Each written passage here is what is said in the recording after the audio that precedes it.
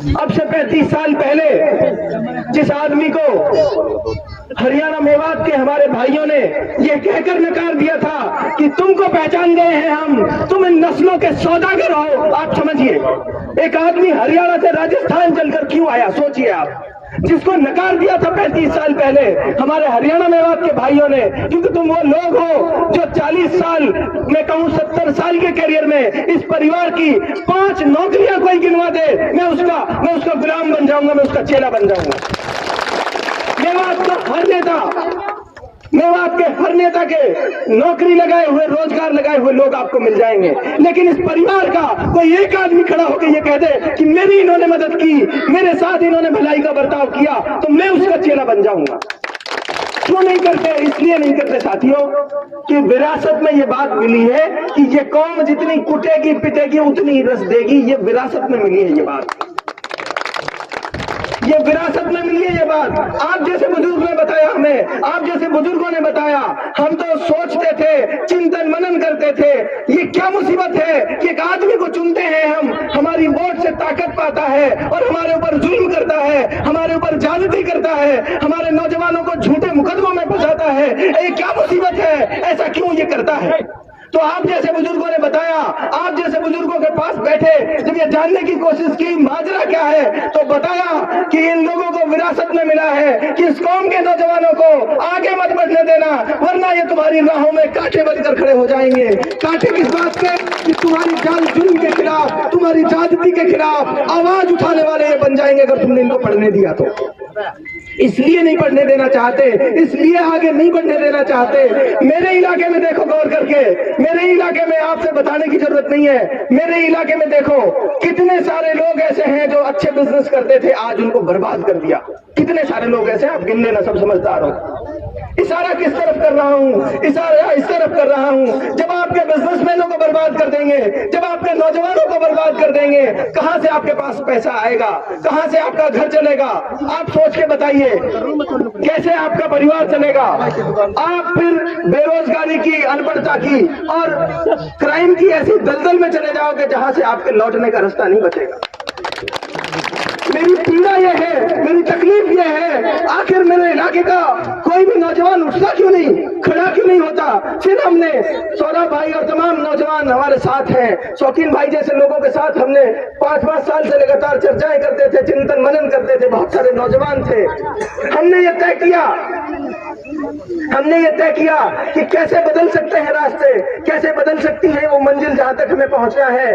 तो ये पाया तमाम चिंतन मनन के बाद कि जब तक शिक्षा की और एजुकेशन की रस्सी को मजबूती से नहीं पकड़ोगे, तब तक आप उस मंजिल तक नहीं पहुंच पाते जहां आपको जाना है।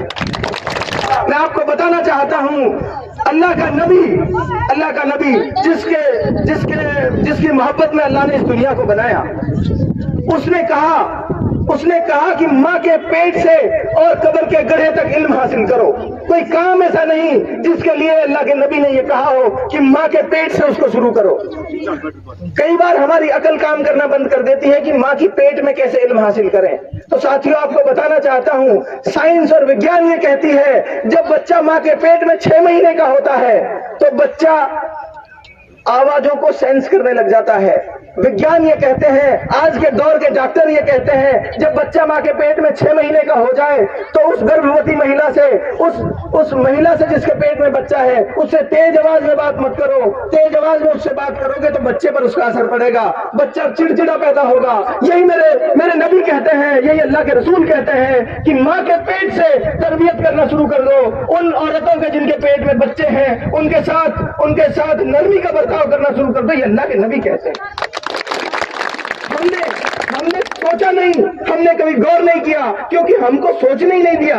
एक अकेला काम ऐसा था जिसके बारे में अल्लाह के नबी ने कहा, चाहे चीन तक जाना पड़े लेकिन तालीम हासिल करिए। कहा लेकिन चर्चा है। आप साथियों को बताना चाहता हूं, आप सब वो लोग हैं जो इस इलाके का मुस्तकबिल तय करेंगे। बताना ये चाहता हूं, माननीय तैयब हुसैन जी को कृषि मंत्री बनाया था राजस्थान सरकार ने। मैं सरकार के बड़े लोगों से मुलाकात की, मैंने उनके साथ बैठा, मैंने चिंतन मनन किया। माननीय अशोक गहलोत जी ये कहते थे, जब हमने चौधरी तैयब हुसैन को कृषि मंत्री बनाया था, इसलिए बनाया था कि मेवात इलाका कृषि प्रधान इलाका है, वहां के लोग खेती बाड़ी ज्यादा करते हैं, इसलिए उनको हमने कृषि मंत्री बनाया कि जाओ तुम अपने इलाके में काम करो, जाओ तुम अपने भोले मजदूर किसानों के लिए कुछ अच्छा काम करो, उनकी तरक्की उन्नति का काम करो। लेकिन नहीं किया। क्यों नहीं किया? उनको डर लगता है कहीं किसान का बेटा बढ़ गया, कहीं मजदूर का बेटा बढ़ गया तो ये तुम्हारे सामने खड़ा होकर चुनाव लड़ने की हिम्मत करेगा, जुर्रत करेगा, जैसे मुख्तियार खड़ा है और तमाम नौजवान जो खड़े हैं, इसलिए खड़े हैं कि वो पढ़ लिख गए हैं, वो समझते हैं हमारा दोस्त कौन है, हमारा दुश्मन कौन है। उनको कृषि मंत्रालय दिया इसलिए। और साथियों मैं फिर कहता हूं आपसे, उस जमाने में कृषि की बड़ी महत्वपूर्णता थी, लेकिन इस बदलते दौर में आज शिक्षा के क्षेत्र में पूरे भारत में सबसे पिछड़े हम हैं। जिस कौम की अक्सरियत इस इलाके में रहती है, जिस कौम का नबी ये कहता है इल्म हासिल करो माँ के पेट से कब्र के गड्ढे तक, जिस कौम का नबी ये कहता है इल्म हासिल करो चाहे चीन तक जाना पड़े, वो कौम इल्म के मैदान में सबसे ज्यादा पिछड़ गई। और उस दर्द को, उस पीड़ा को समझते हुए माननीय मुख्यमंत्री अशोक गहलोत ने, हमारी बात हुई इसलिए कह रहा हूं आपसे, हमारी बात हुई तो कहते हैं शिक्षा के क्षेत्र में आप पिछड़े हो, मान लिया, लेकिन आपको शिक्षा मंत्री दिया हमने, इससे ज्यादा क्या कर सकते हैं हम आपके लिए? माननीय अशोक गहलोत जी ने आपको शिक्षा मंत्री दिया क्योंकि हिंदुस्तान में शिक्षा में सबसे पिछड़े आप हो। लेकिन अफसोस की बात ये, आपकी विधायक शिक्षा मंत्रालय नहीं लेना चाहती थी, इसलिए नहीं लेना चाहती थी कि मैं शिक्षा में मुझे काम नहीं करना तो मंत्रालय क्यों लूं। बड़े अफसोस की बात, जब उनको शिक्षा मंत्रालय जबरदस्ती दे दिया गया कि तुम्हारा इलाका पिछड़ा है, तुम्हारा इलाका हिंदुस्तान में सबसे पिछड़ा है शिक्षा में, तुम जाओ और काम करो तुम्हारे इलाके की शिक्षा के लिए। कोई इस मजमे में से खड़ा होकर मुझे ये बता दे, कोई एक शब्द शिक्षा पर बोला हो, कोई एक शब्द शिक्षा पर बोला हो, 5 पैसे किसी गरीब के बेटे के ऊपर लगाए हो कि बेटा तू पढ़ और तेरा मुस्तकबिल जिससे बन पाए।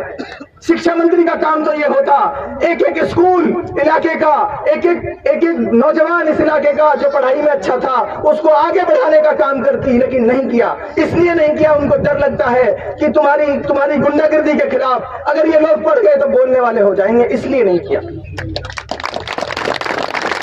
मेरी पीड़ा यह है, मेरी तकलीफ यह है। बहुत से लोग मुझे ये कहते थे, हम साथियों को ये कहते थे क्या कर लोगे, चंद नौजवान हो। मैंने कहा इस बात से फर्क नहीं पड़ता कि चंद नौजवान है या हजारों है, इस बात से फर्क नहीं पड़ता। मेरे अल्लाह कहते हैं जवानी का हिसाब लूंगा कल कयामत के दिन। मुख्तियार और मेरे साथ खड़े तमाम नौजवान उस दिन गर्व से कहेंगे, उस दिन छाती ठोक कर कहेंगे या अल्लाह उस दिन हम संघर्ष कर रहे थे, हम अपनी कौम की लड़ाई लड़ रहे थे, हम अपने इलाके की लड़ाई लड़ रहे थे। साथियों एक बात और कहना चाहता हूं आपसे, जिस दिन चुनाव की शुरुआत की हमारी नीयत अच्छी है, इसलिए कहता हूं पहले दिन ये कहा था और कोई माई का लाल नहीं कह सकता। आज राजनीति जिस मोड़ पे खड़ी है, जिस तरह की राजनीति लोग करते हैं, उस तरह के दौर में कोई कह नहीं सकता। जिस इलाके में 65% मुसलमान मतदाता हो, वो कोई आदमी ये खड़ा होकर कहे उस कम्युनिटी का कि मैं पूरी जिंदगी किसी से धर्म के नाम पर वोट नहीं मांगूंगा। ये सच्चाई थी मेरी जो ये कहती थी सभी धर्मों के, सभी जातियों के लोगों को एक साथ लेकर चलने का काम करेगा मुख्तियार अगर चुनते हो। ये सच्चाई की ही ताकत थी, ये सच्चाई ही थी जो मुझे इस बात पर आमादा रखा। नहीं, विधायक जब कोई बनता है, मुसलमान होने का भी मेरे पर जिम्मेदारी है। अल्लाह के नबी कहते हैं आपका पड़ोसी चाहे किसी भी मजहब का हो, उसके साथ हुस्न सुलूक करो, उसके साथ अच्छा बर्ताव करो। लेकिन हमको और आपको सिर्फ इसलिए डराया जाता है, इसलिए भटकाया जाता है राजनीतिक फायदे के लिए। नहीं, हजारों साल से हम मोहब्बतों से रहते आए हैं। मैं आपको वादा करता हूं हर बिरादरी के लोगों के साथ न्याय का और इंसाफ का काम करने का काम करें।